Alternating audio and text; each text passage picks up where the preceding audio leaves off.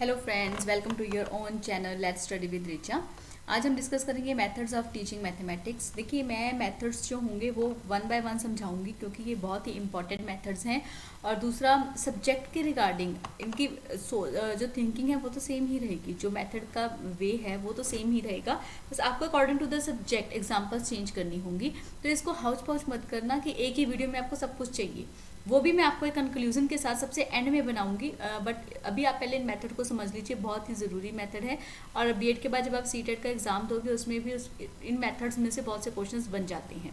Okay, तो like ज़रूर कर दीजिएगा और सब्सक्राइब नहीं किया हो तो ज़रूर ज़रूर ज़रूर कर लीजिएगा और नोटिफिकेशन बेल को ज़रूर प्रेस करके जाइएगा, तब जब भी कोई वीडियो आएगी तो आपको उसकी नोटिफिकेशन मिल जाएगी। चलिए स्टार्ट करते हैं।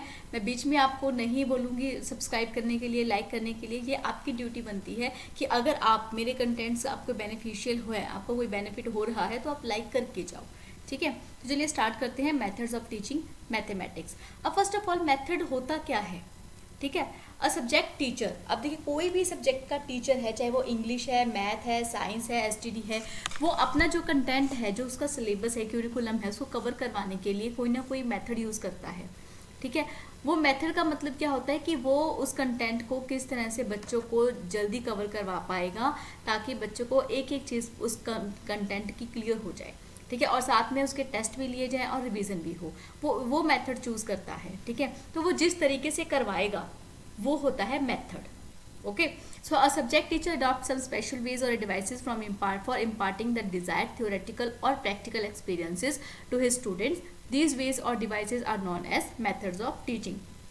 जिस तरह से वो जल्दी से जल्दी अपने बच्चों को कंटेंट समझा पाएगा, उसको जिस चीज़ से वो ये जिन डिवाइसेस को यूज़ करेगा या जिस बुक को यूज़ करेगा या कोई ऑडियो वीडियो मटेरियल को यूज़ करेगा, these are called the methods of teaching.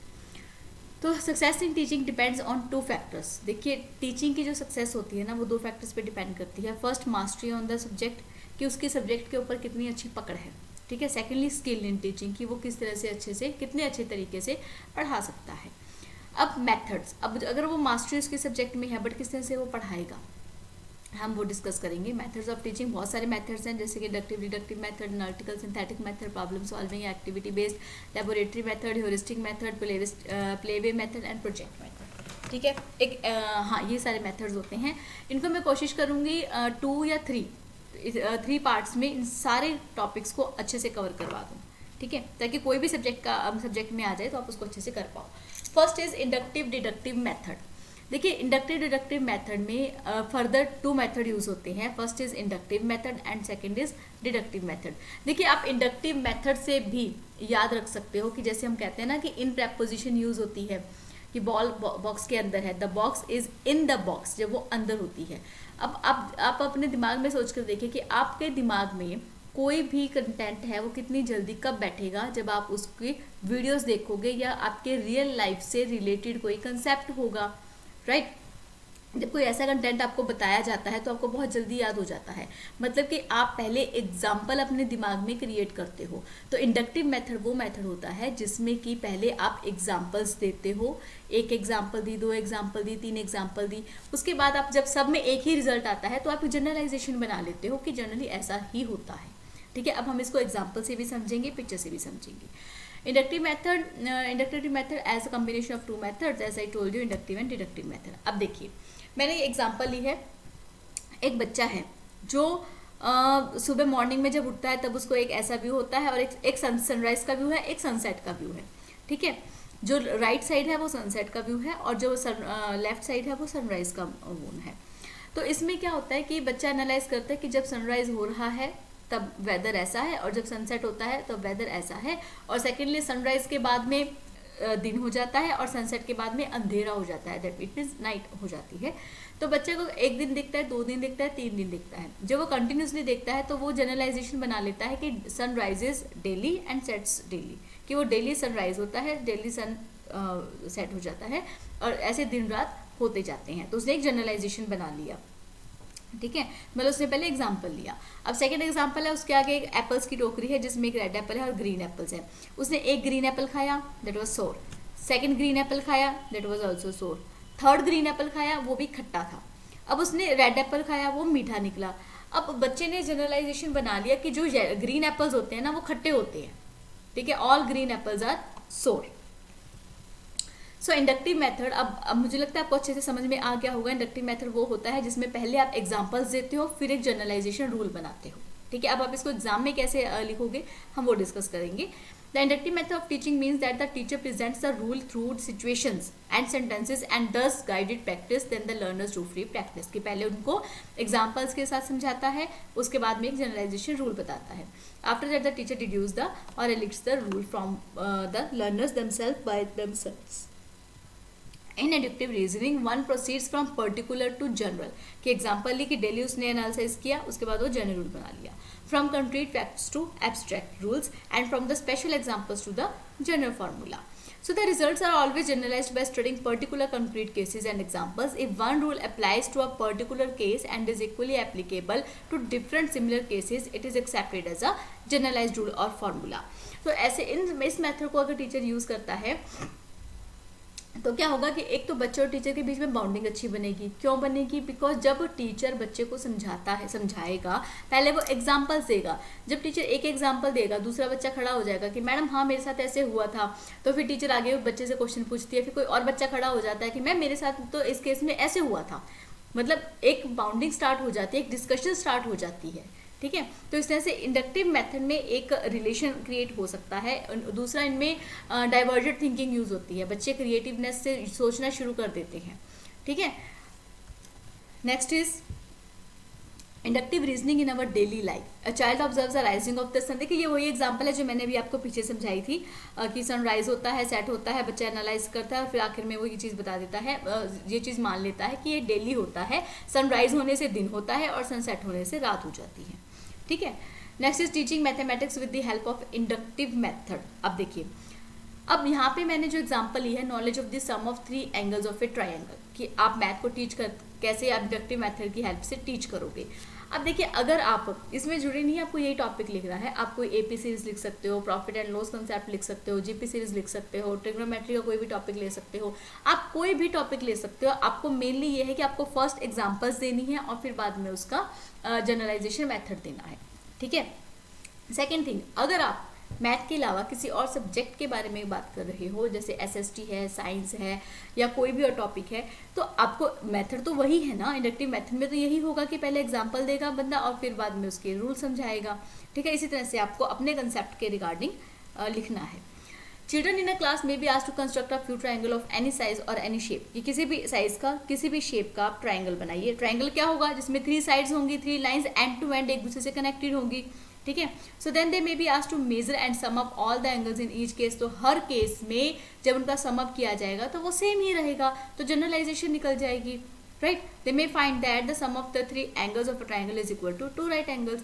अब अगर यही हम अब प्रॉफिट एंड लॉस के अब लिखते हैं तो उस कंसेप्ट में आप क्या लिखोगे कि एक बच्चे ने 3 पेन लिए थे, 3 पेन्स उसने 20 रुपीज़ के लिए और उसने आगे अपने फ्रेंड को 15 रुपीज़ के लिए और आगे अपने फ्रेंड को 25 रुपीज़ में आगे सेल कर दिया। तो उसको लॉस हुआ कि तो उसको कितने रुपये उसके पास बचेंगे, ठीक है। इस तरह से आप जनरलाइजेशन का फॉर्मूला निकाल सकते हो कि loss is equal to cost price minus selling price, ठीक है।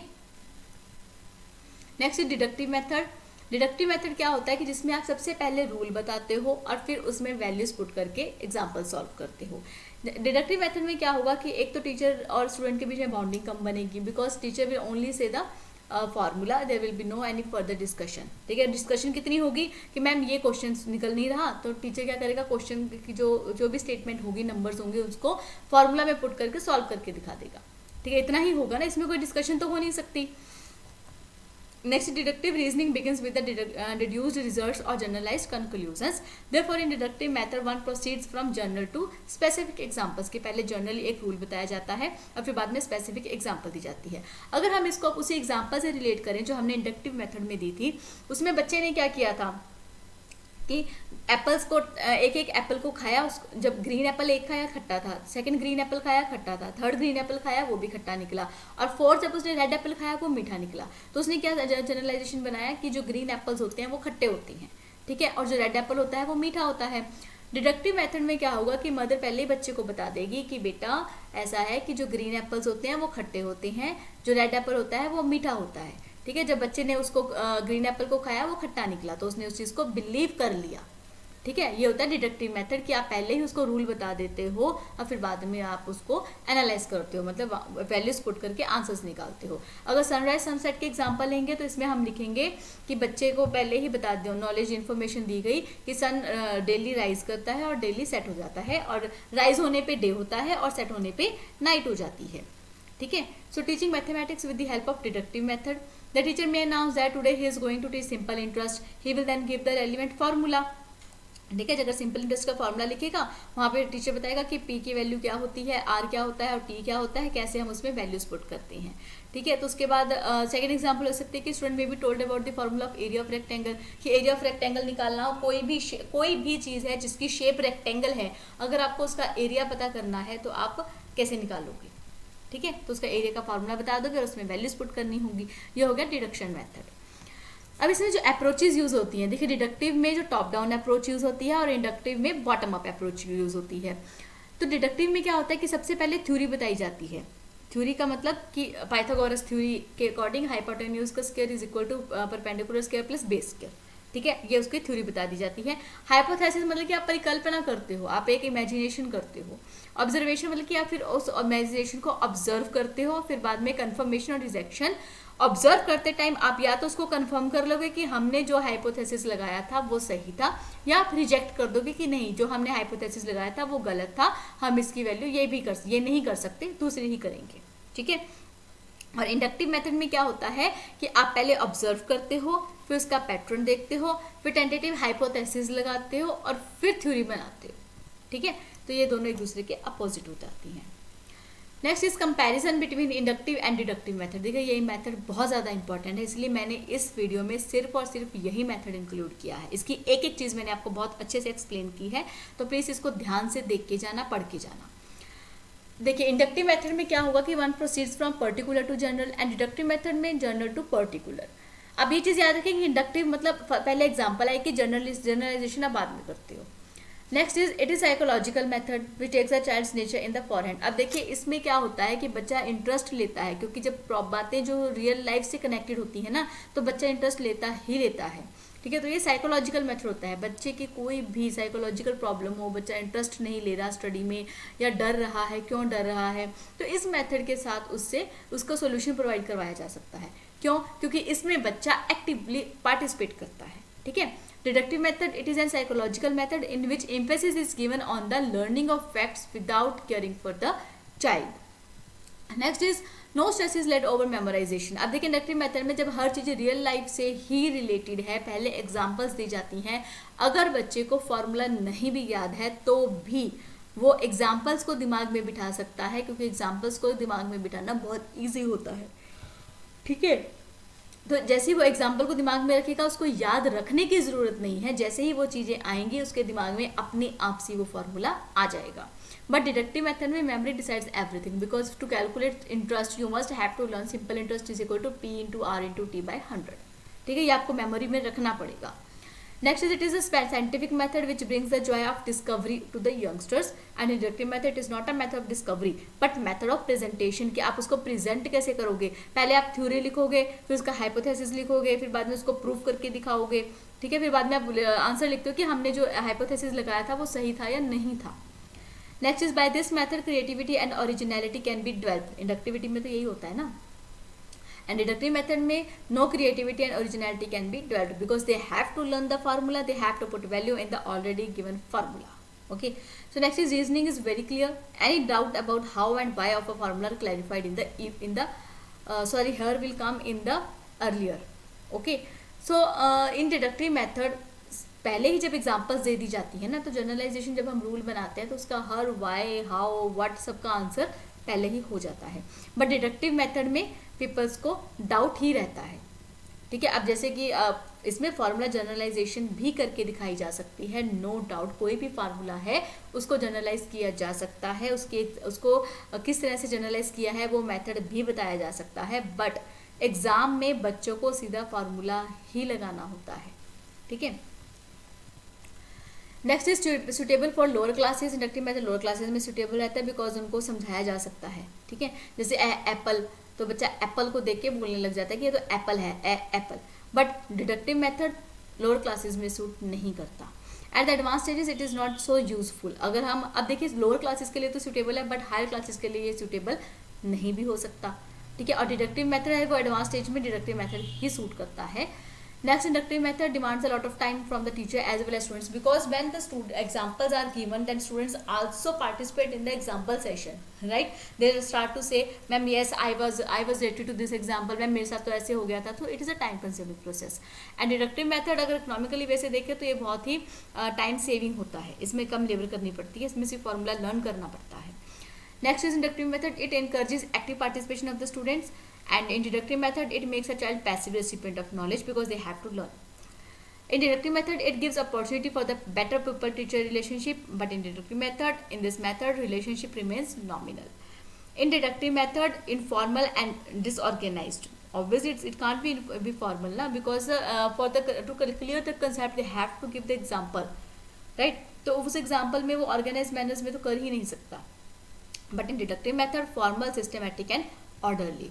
Next, inductive method it is a process of thinking, and in deductive method it is a product of thinking, ठीक है। क्योंकि उसमें देखो एक प्रोसेस में काम चलता है कि एग्जाम्पल दिए बच्चों को, बच्चे ने फिर रूल को समझा। बट डिडक्टिव में क्या होता है कि वो एक प्रोडक्ट ही हो जाता है कि उनको वो चीज़ें लर्न करनी है, फॉर्मूला लर्न करना है, ठीक है।